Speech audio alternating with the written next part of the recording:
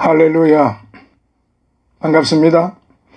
지난 시간에 이어서 오늘은 마태복음 이제 마지막 부분이 될 것 같습니다.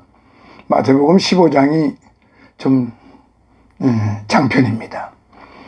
마태복음 15장 15-7편. 오늘은 29절로부터 31절로부터 해서 마지막까지 마무리를 하도록 하겠습니다. 먼저 29절로부터 31절에 있는 말씀, 많은 병자를 고쳐주신 주님, 즉 다시 말씀드리면 영육간의 치유자가 되신 예수님에 대해서 한번 살펴보도록 그렇게 하겠습니다. 예수님께서는 두로와 시돈을 떠나 데가볼리를 거쳐 갈릴리 호수 동북쪽에 있는 이방 지역에 이르셨어요.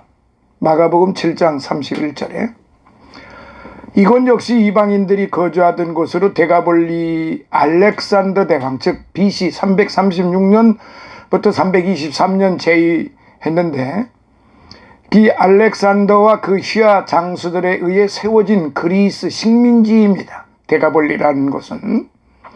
이곳에서 예수님은 산에 오르사 이제 앉으셨어요. 마치 산상보훈을 주실 때의 모습과 같이 예수님께서는 산에 의연히 앉아 계시는 모습에서 우리는 만민을 구원하시기 위해 오셔서 당신을 찾아오는 사람들에게 은혜를 베푸실 만반의 준비를 하고 계신 주님의 모습을 보게 됩니다. 그리고 우리는 예수님께 각종 문제, 영적, 육적 문제를 안고 나오는 무리들과 예수님으로부터 문제를 해결받고 돌아가는 무리들로 인산인해를 이룬 광경을 상상해 볼 수 있습니다. 그뿐만 아니라 많은 병자를 고치시고 가르침을 베푸신 이곳이 이방인의 땅이라는 점에서 우리는 이방인들에게도 복음의 문이 열려져 있음을 또다시 한번 확인할 수 있고요. 사실 이방 여인에 대한 예수님의 유보적인 태도 21절로부터 28절로 인하여 예수님의 오심은 오직 유대인만을 위한 것인가 하는 의문을 남겼었지요. 즉 주님의 이방 지역 사역은 유대인들이 거절한 복음이 주님의 공생의 1년 남짓한 시점에서 점차 이방 지역으로 전파되고 있음을 분명하게 보여주고 있는 것입니다.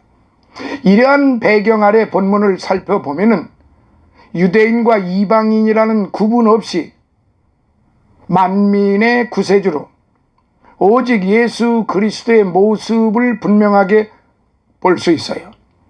그리고 많은 병자를 고치시는 주님의 능력은 정녕 우리의 영혼 구원만이 아니라 육신의 치유를 동시에 베푸시는 주님이심을 잘 나타내 보여주고 계십니다. 또한 예수님의 병고침 사역에는 성도 한 사람 한 사람을 귀하게 여기고 긍휼히 여기시는 예수님의 자비와 사랑이 깃들어 있는 점을 또한 발견할 수가 있지요. 사실 병고침은 메시아의 표적이었습니다. 그러나 예수님은 무리들을 측은히 여기시고 병 고치는 데에만 열중하셨어요. 예수님은 자신의 메시아성을 드러내려고 이적을 베푸신 것이 아닙니다. 다만 자비와 사랑으로 은혜를 베푸실 때 그리스도의 메시아성은 저절로 드러났던 것이죠. 실로 예수님은 우리의 영육간을 치유하시고 구원하실 유일한 메시아이신 것입니다. 예수님은 만민의 구주로 오셨어요. 이방인이나 유대인이라는 구분 없이 모든 백성을 구원하시려고 이 땅에 오셨다는 말씀입니다. 때문에 예수님 앞에서 해결받지 못할 문제는 없지요. 육신의 질병도, 영혼의 상처도, 귀신 들림도, 중풍병자도, 소경도, 각종 모든 질병이 예수님 앞에서는 아무런 효과도, 다시 말해서 도저히 견뎌낼 수가 없는 것이죠. 모두 싸매주시는 분이시기 때문에 어떤 질병도 예수님 앞에 와서는 다 치유함을 받게 되는 것입니다. 그렇다면 어떤 사람이 예수님 앞에서 영육간의 치유를 받을 수 있을까요? 자, 30절에서 첫 번째, 예수님께 나아오는 사람입니다. 예수님께 나아오는 사람이에요. 예수님께서 산 위에 좌정하셨을 때 많은 무리가 나왔어요. 이 무리들은 예수님께서 많은 이적을 베푸셨다는 소문을 들었거나 혹은 직접 목격한 사람들이었죠. 또한 이 무리들 중에는 예수님을 메시아라고 믿었기 때문에 나아온 사람들도 있었을 거예요. 어쨌든 이 사람들은 이들에 의해 이끌려온 사람들보다 영육간에 건강한 사람들이었어요. 즉 이 사람들은 누구에게 의지하지 않을 만큼 육체가 건강했다는 것이죠. 그리고 자발적으로 곧 믿음으로 예수님께 나아왔으므로 영적으로도 건강한 사람들이었어요. 이 무리들은 도움 없이는 예수님께 나아갈 수 없는 병든 자들을 이끌고 예수님께 나왔던 것입니다. 이 무리들은 절뚝발이와 불구자와 소경과 벙어리와 기타 여럿을 데리고 와서 예수님의 발 앞에 두었습니다. 여기에서 두다, 립토라는 말입니다. 립토. 이 두다라는 말은 던진다, 놓는다라는 뜻으로 사람들이 여러 병자들을 데려다가 예수님 발 앞에 던지는 행동을 가리킵니다. 이러한 행동은 바로 사람들이 자신들의 무거운 짐을 예수님께로 던지는 신앙의 태도입니다. 즉 육체적으로 건강한 사람은 자신의 영혼의 문제를 내놓고 병든 자는 자신의 온몸을 내놓고 예수님께서 영육간의 치료를 베푸시기를 원하였던 것입니다. 이처럼 예수님 앞에는 항상 많은 무리가 모여들었어요. 이미 치유함을 받은 사람, 치유함을 받기를 원하는 사람 모두 다 예수님 앞에 나와왔습니다. 참으로 이 광경은 여러 세대를 통하여 주님의 권능과 매력에 이끌려 나올 수많은 무리들을 연상케 합니다. 요한복음 12장 32절에 사랑하시는 성도 여러분, 그렇습니다. 모든 문제의 해결자이신 주님 앞에는 항상 많은 무리가 모이게 됩니다. 그것은 예수님께 나아갈 때 문제의 해결을 받을 수 있기 때문입니다. 육신의 질병을 앓고 있습니까? 예수님께 나아오십시오. 영혼의 문제로 고민하고 있습니까? 예수님께로 나오십시오. 예수님께서는 여러분의 고통을, 질병을, 영혼의 문제를 해결해 주십니다. 오직 우리 주님께 믿음으로 의뢰할 때 영육간의 치유함을 받을 수가 있는 것입니다. 자, 두 번째 31절입니다. 치유받은 자는 한 목소리로 영광 돌립니다. 예수님께 나온 모든 병든 자는 다 치유함을 받았어요. 벙어리가 말을 하고 불구자가 건져나여지고 절뚝발이가 거르고 소경이 보는 역사가 일어났어요. 예수님께서는 산상보훈을 주실 때 산 위에 의연히 앉으셔서 지혜를 주신 것처럼 갈릴리 호숫가의 산에 의연히 앉으셔서 많은 무리들에게 능력의 축복을 베풀어 주셨던 것처럼 예수님 앞에 나오시면 모든 문제가 해결이 되는 이 놀라운 은혜의 사랑의 사역을 믿으셔야만 되는 것입니다. 다른 미사여구가 필요 없어요. 다른 그 어떠한 것이라도 예수님과는 비교할 수가 없는 것입니다. 왜냐? 하나님이시기 때문에 그렇습니다. 이때 치유함을 받은 자나 그것을 지켜본 많은 무리들은 예수님의 능력을 귀하게 여겼어요. 그리고 그 무리들은 이 귀한 능력이 하나님의 능력이라고 믿었던 것입니다. 그리고 그 무리들은 이 기이한 능력이 하나님의 능력이라는 걸 믿었을 뿐만 아니라 예수님께서 베푸시는 능력이 이스라엘의 하나님께서 주신 능력이라고 또한 믿었던 것이죠. 그래서 무리들은 한 목소리로 이스라엘의 하나님께 영광을 돌렸습니다. 참으로 치유받은 자는 하나님께 무한한 은혜를 받은 사람들입니다. 그리고 이 무한한 은혜를 받은 사람들이 할 수 있는 유일한 일은 오직 하나님께 영광을 돌리는 일, 오직 하나뿐입니다. 구약 성경에 나타나는 히스기야 BC 715년부터 687년에 재위를 했는데요. 이 히스기야는 병들어 죽게 되었을 때 여호와께 기도하여 고침을 받았어요. 그러나 히스기야는 병이 나온 후 교만하여져서 그 받은 은혜에 보답지 않았어요. 그 결과 하나님의 진노가 유다와 예루살렘에 임하게 되었지요. 역대하 32장 24절로부터 26절에 물론 히스기야는 자신의 교만함을 뉘우치고 회개함으로 자기 당대에 재앙이 임하는 것을 피할 수 있었습니다. 하지만 히스기야가 은혜를 받고도 보답하지 않음으로 저지른 그 교만은 이스라엘 역사 속에서 엄청난 대가를 치르고 말았던 것이죠. 그렇습니다. 이적으로 고친 병에 대해서 은혜를 잊는 자가 되어서는 안 되겠습니다. 바로 고침받은 즉시 하나님께 영광을 돌렸던 데가볼리 지역의 이방인들처럼 치유함을 받은 사람들은 반드시 하나님께 영광 돌리는 신앙의 삶을 살아야만 하는 것입니다. 우리 하나님께서는 인류를 창조하셨을 뿐만 아니라 그 인류를 다스리고 계십니다. 모두가 다 하나님 주권 안에서 움직여야만 되는 것이고 하나님께서 그렇게 도모하고 계십니다. 그렇다고 그러면 악을 행하는 자들의 그 결말, 하나님 앞에 배도하고 하나님의 말씀을 듣지 아니하고 하나님의 뜻대로 살지 않았던 이스라엘의 왕들, 그리고 그 정치가들, 그리고 그 백성들 어떻게 되었습니까? 참으로 비참한 삶을 살아갈 수밖에 없었죠. 참으로 우리 인간적으로는 너무도 안 된 일이죠.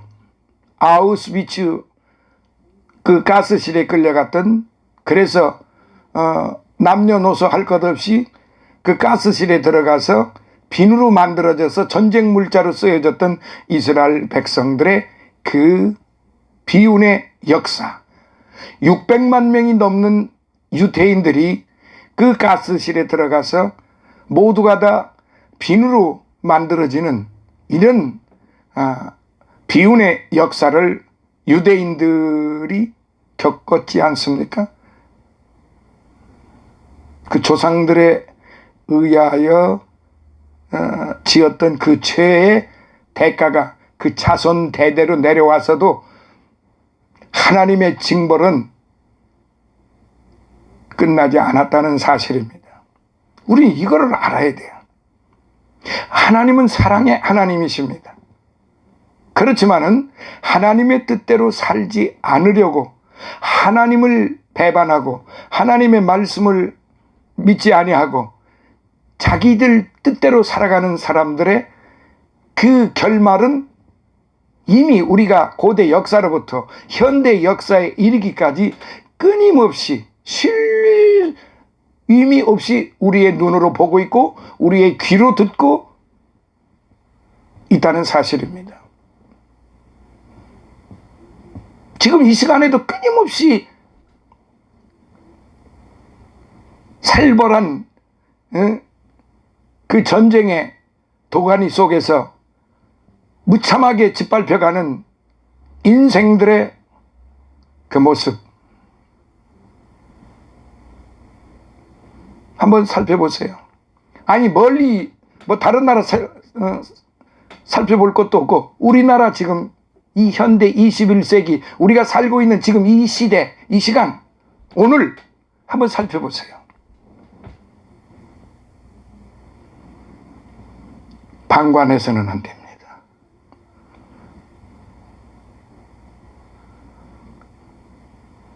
성경 말씀으로 놓고 볼 때 이사야서 1장, 전도서 1장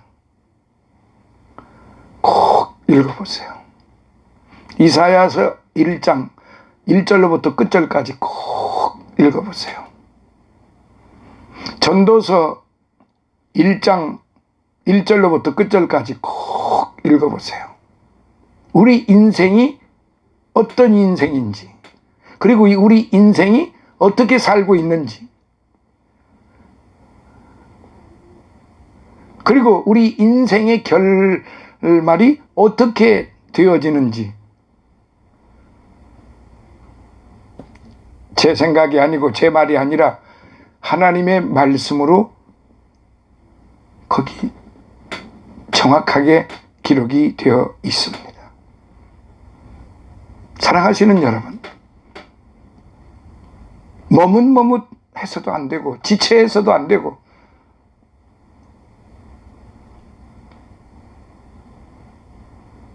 오늘의 우리가 살고 있는 이 시대에 지금 벌어지고 있는, 우리 주변에서 지금 벌어지고 있는 일들이 얼마나 추악하고 얼마나 비생산적인 일이고, 정치적으로나 사회적으로나 교육적으로나 과학적으로 문화적으로 뭐 어디 하나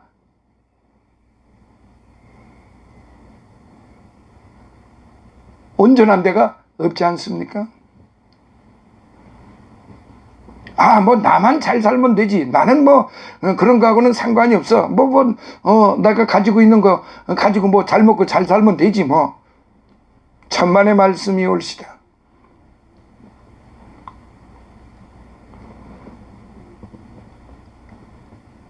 하나님께서는 분명히 하나님의 그 도모하심대로, 하나님의 계획대로, 하나님 앞에 하나님을 말씀을 거역하는 자들에게는 하나님은 분명하게 무서운 심판의 징벌을 내리신다는 사실.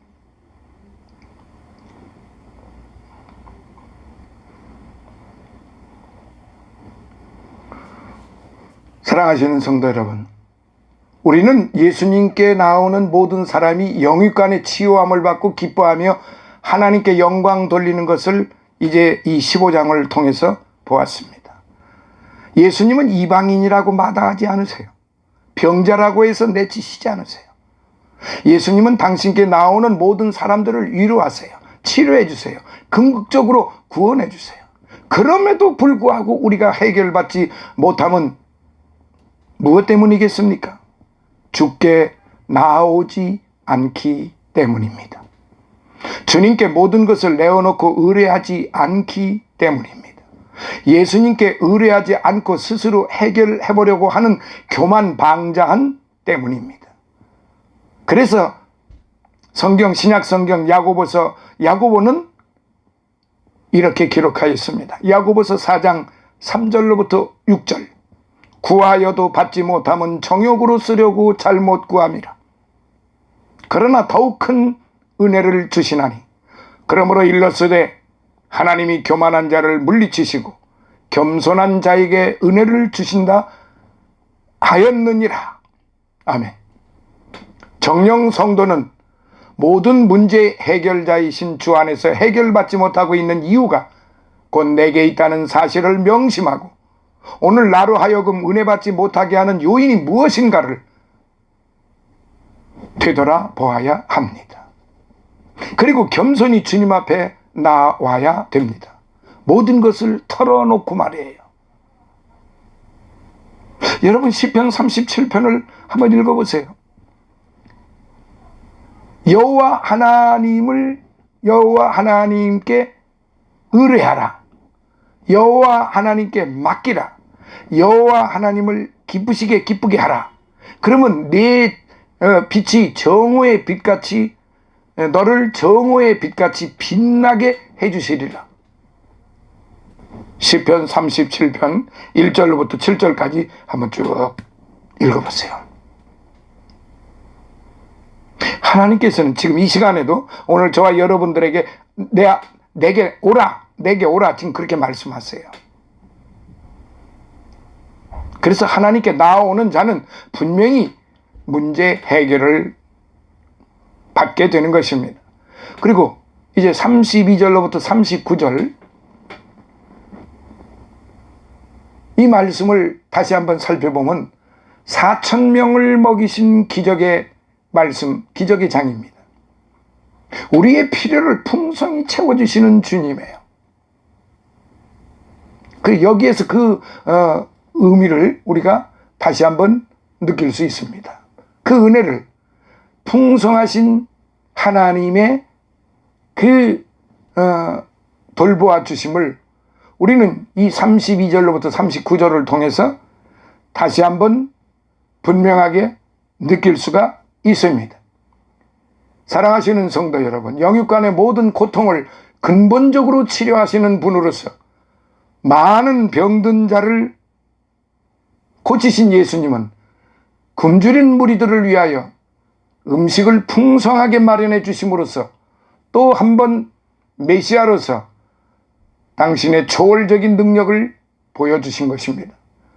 아마도 병든 자를 고치신 이적과 4,000명을 먹이신 이적은 거의 같은 지역에서 일어난 일 같습니다. 즉 많은 병자를 치유하시며 말씀을 베푸시는 가운데 많은 무리들이 인산인해를 이룬 것입니다. 예수님은 치유와 말씀을 계속 베푸셨고 무리들은 계속 모여들어 떠나지 않았어요. 그것이 3일 동안이나 계속되었어요. 무리들은 처음에 자신들이 가져온 음식을 먹었어요. 그야말로 팔레스타인에서 여행자들이 자신의 두터운 겉옷을 덮어 쓰고 밤에 노숙하는 것은 흔한 일이었습니다. 지낸 그 3일 동안 가져온 음식을 다 먹고 허기에 차 있었어요. 이러한 때 먹을 것을 염려하지 말라고 가르치신 마태복음 6장 25절로부터 26절에 예수님께서는 물고기 2마리와 떡 7덩어리로 4,000명을 먹이시는 이적을 베푸셔서 허기져 있던 무리들에게 먹을 것을 공급해 주셨습니다. 사랑하시는 성도 여러분, 이 이적은 인류의 생명의 근원이요 후원자 되신 예수님께서 삶의 가장 원초적인 문제를 해결해 주시는 분이심을 나타냅니다. 특히 이 이적은 베풀어진 장소가 이방인 데가볼리 지방이었고 이적의 대상이 이방인 무리였다는 점에서 가나안 여인에게 내비쳤던 이방인 구원이라는 구속 계획을 좀 더 확증해 주고 있습니다. 다시 말해서 4,000명을 먹이신 이적은 온 인류에게 생명의 근원으로 오신 그리스도를 가장 원초적인 일용할 양식으로 나타내신 사건이라고 하겠습니다. 자, 그렇다면 이 이적은 어떻게 일어났습니까? 32절 첫째, 예수님의 동정으로 비롯되었습니다. 여기서 말하는 동정은 바로 자비로운 마음이신 겁니다. 예수님의 사역은 거기에 모인 청중들을 완전히 사로잡았어요. 병자를 치유하신 이적과 말씀 선포하시는 가운데 모든 청중들은 예수님의 말씀에 사로잡혔습니다. 광야를 가득 메운 수많은 무리들은 예수님의 사역이 사흘이나 계속되었음에도 떠나지 않았어요. 무리들은 밤에 겉옷을 덮고 노숙하고 다시 예수님 곁에 모여 말씀을 들었어요. 그러기를 3일간이나 계속했다는 말입니다. 무리들은 음식 먹는 것도 잊었어요. 예수님의 말씀에 귀를 기울였어요. 무리들이 얼마나 예수님의 말씀에 빠져 있었는지는 예수님께서 그들이 길에서 기진할까 염려된다고 말씀하실 정도였으니까요. 32절에 정녕 무리들은 몸이 기진하여지는 줄도 모르고 예수님의 말씀에 도취되어 있었습니다. 이처럼 허기져서 기전할 정도의 무리들을 각자의 삶의 터전으로 돌려보내시려 할 때 인정과 사랑이 많으신 예수님께서는 무리를 불쌍히 여기시고 무리가 길에서 기진할 것을 염려하셨던 것이죠. 그 얼마나 섬세하십니까? 예수님은 가난한 무리들을 항상 불쌍히 여기셨어요. 예수님은 항상 가난한 무리들에게 뜨거운 동정심을 가지고 계셨어요. 이 동정심과 사랑의 예수님으로 하여금 이적을 베풀게 하였던 것입니다. 즉 예수님께서는 자신의 메시아성을 과시하기 위해서 이적을 베푸신 것이 결코 아니에요. 오히려 예수님의 긍휼과 자비로 말미암아 이적이 베풀어졌을 때 예수님의 메시아성은 저절로 드러났습니다. 4,000명을 먹이신 이적에 있어서도 그 동기는 굶주린 무리들을 불쌍히 여기시는 예수님의 뜨거운 동정심에 있었습니다. 특히 이 동정심은 앞선 오병이어의 기적에서 주님이 제자들의 요구에 수동적으로 임하신 것과는 달리 능동적이고 적극적으로 바라신 것입니다. 다시 말해서 앞전에 오병이어는 제자들에 의해서 이제 그 흐름이 시작이 되었지만 이 7병이어 4,000명을 먹이신 이적에 대해서는 주님이 친히 당신의 긍휼과 자비를 드러내셨어요. 그러니까 앞전의 제자들의 요구는 수동적이었고 지금 후자의 이적은 능동적이고 적극적으로 주님이 사역을 하셨던 것입니다. 다시 말해서 무리를 불쌍히 여기시는 예수님의 자발적인 긍휼, 곧 사랑하시는 마음이 굶주린 무리들의 필요를 풍성하게 채워주신 것이죠. 여자와 아이 외에 4,000명, 38절. 여자와 아이 외에 4,000명을 풍성하게 먹이셨다고 하였습니다. 실로 생명의 근원이시죠. 삶의 근본적인 해결자이십니다. 그리스도가 아니고서는 결코 이 땅에서 이만한 이적을 행한 자가 없습니다. 그 이적이 바로 예수님의 동정심에서 비롯되었다고 했을 때 사랑이 많으신 우리 주님의 무한하신 사랑의 능력에 다시 한번 놀라지 않을 수 없습니다. 뿐만 아니라 이 사랑과 긍휼을 베푸심이 죄인이었던 우리를 구속하신 근본적인 동기였다는 것을 생각할 때 우리는 그 은혜에 감사하지 않을 수 없습니다. 자, 두 번째 34절 7병이어라는 작은 것으로 풍성하게 이루셨습니다. 긍휼과 사랑이 풍성하신 예수님께서는 굶주린 무리들을 불쌍히 여겨 굶겨 보낼 수 없다고 말씀하셨어요. 제자들과 상의를 하셨어요. 물론 주님이 제자들과 상의하신 것은 제자들의 믿음을 시험하시기 위함이셨습니다. 그런데 이미 오병이어의 기적을 경험하였음에도 불구하고 제자들은 예수님의 계획에 어찌할 줄 모르고 당황하고 있었어요. 주님의 제자들은 무인지경의 황량한 광야에서 이 수많은 무리가 먹을 만한 음식을 어떻게 마련할 수 있겠느냐고 오히려 예수님께 반문하였어요. 참으로 제자들은 예수님의 능력을 목도하면서도 그 능력에 전적으로 의뢰할 줄을 몰랐어요. 그럼에도 불구하고 예수님께서는 제자들에게 떡이 몇 개나 되느냐고 물으심으로써 주님의 사역에 제자들도 동참시키셨던 것입니다. 즉 제자들이 가지고 있던 떡 7과 물고기 2마리를 취하심으로써 제자들도 이 풍성한 기적에 참여하게 하셨던 것입니다. 이미 제자들은 오병이어의 이적을 통해 작은 헌신이 가져온 놀라운 결과를 경험한 바 있어요. 따라서 주님이 제자들에게 떡이 몇 개냐고 물으셨을 때 그들은 오병이어의 이적을 생각했을 것이고 또한 자신들의 불신앙을 깨달았을 것이 아니겠습니까? 그렇습니다. 예수님은 지극히 세미한 일로도 큰 깨우침을 주시는 분이십니다. 한편 예수님께서 제자들로부터 떡과 물고기를 취하신 것은 어떤 재료가 있어야만 이적을 베풀 수 있었기 때문이 아니에요.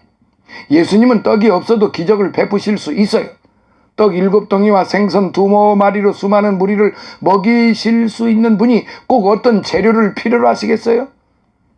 예수님은 그 옛날 창세전에 하나님과 더불어 아무것도 없는 가운데 천지 만물을 창조하신 분이십니다. 요한복음 1장 1절로부터 3절, 골로새서 1장 16절로부터 18절에 그럼에도 불구하고 제자들과 상의하시고 제자들로부터 떡과 생선을 취하신 것은 제자들도 예수님과 같은 동정심을 느끼도록 하려는 것이었고 또한 주님의 이적 사역에 동참하게 하려는 것이었습니다. 다시 말해서 예수님은 제자들이 보인 불신앙이 잘못되었음을 깨우치시고자 떡과 생선을 요구하신 것이에요. 오늘 우리들에게도 주님은 떡이 몇 개냐고 물으십니다. 주님은 우리들도 주님의 놀랍고 풍성한 이적에 참여하여 함께 기뻐하고 은혜를 누리기를 원하십니다. 그런데도 우리가 가진 것이 작아서 혹은 이 작은 것으로 무슨 이적이 일어날까 하는 의심으로 주님 앞에 내 가진 것을 내어놓지 않겠습니까? 주님은 아무리 작고 보잘것없는 것일지라도 그 헌신의 정성을 보시고 크고 풍성한 은혜를 베푸십니다. 아무리 작고 보잘것없을지라도 주님 앞에서는 크고 풍성하며 가치 있게 된다는 말씀입니다. 그러니까 주님 앞에서는 우리가 주의 십자가의 길을 걸어가고 주님의 뜻을 이루어드리고 주님의 영광을 위하여 연보를 하고 하는 것이 많고 적음의 어떤 가치 기준이 판단되는 것이 아니라 그의 진실한 마음인 것입니다. 아무리 작아도 그의 진실한 마음으로 드렸다면 아무리 커도 그의 진실하지 못한 마음으로 드린 사람보다 비교가 될 수 없는 하나님의 은혜가 그에게 주어진다는 사실입니다. 자, 끝으로 36절 세 번째, 하나님의 능력으로 이루셨습니다. 굶주린 무리들을 보고 불쌍히 여기시는 예수님의 동정심에서 비롯된 이 기적은 예수님께서 떡 7개와 생선 2마리를 가지시고 축사하실 때 절정을 이루었어요. 여기에서 축사하셨다. 유카리스테사스 라는 말이에요. 축사하셨다. 유카리스테사스. 이 축사하셨다는 말은 감사함으로 기도하셨다는 의미입니다. 즉 예수님은 크고 풍성하신 이적을 베푸시기 앞서 위에 계신 하나님께 감사함으로 기도하셨어요. 그것도 하늘의 능력이 이미 이 땅에 이루어진 것처럼 감사 기도를 드렸습니다. 예수님의 이와 같은 감사 기도는 예수님의 공생애의 사역의 성격을 통하여 살펴볼 수 있습니다. 예수님은 인류 구속 사역을 위해 하나님께서 보내신 그리스도이십니다. 때문에 예수님은 자신의 전 사역을 하나님께 의뢰하여 행하셨어요. 물론 예수님은 하나님으로서 삼위일체 하나님의 한 분이시지만 단독으로 공생의 사역을 감당하실 수도 있었습니다.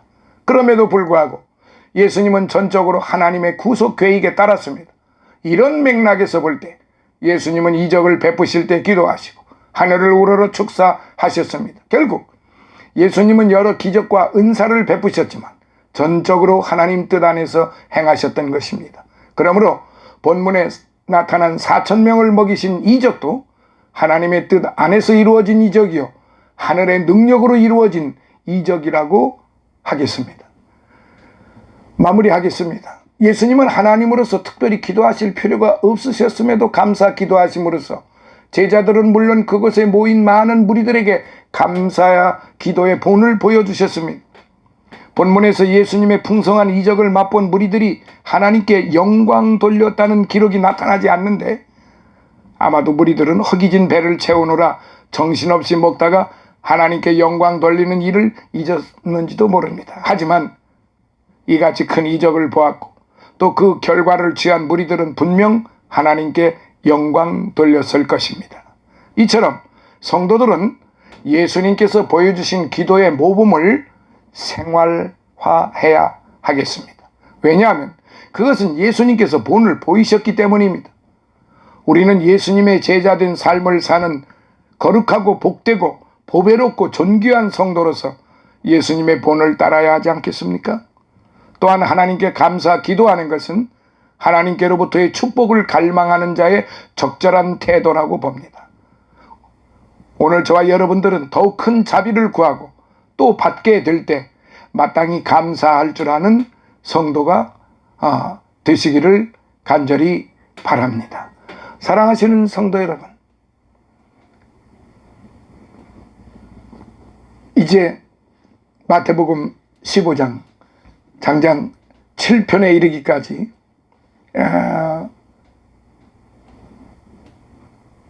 30분을 기준으로 한다 그러면 210분, 제가 기억하기로는 약 한 180분 정도 이 15장에 대해서 지금 그렇게 분석을 해서 여러분들에게 전해드렸습니다. 이 15장을 이 1편서부터 7편까지를 한번 잘 시간 나실 대로 뭐 없어지는 게 아니니까요. 본 그 페이지북에서 이렇게 자주 좀 들으시면은 많은 도움이 되시지 않겠나 그렇게 생각을 해봅니다. 15장 1편서부터 7편까지 공부하시고 같이 함께 해주시는 우리 성도님들께, 목사님들, 장로님들, 권사님들, 집사님들, 모든 존귀한 성도님들께 진심으로 예수님의 이름으로 축원을 드립니다. 할렐루야, 감사합니다.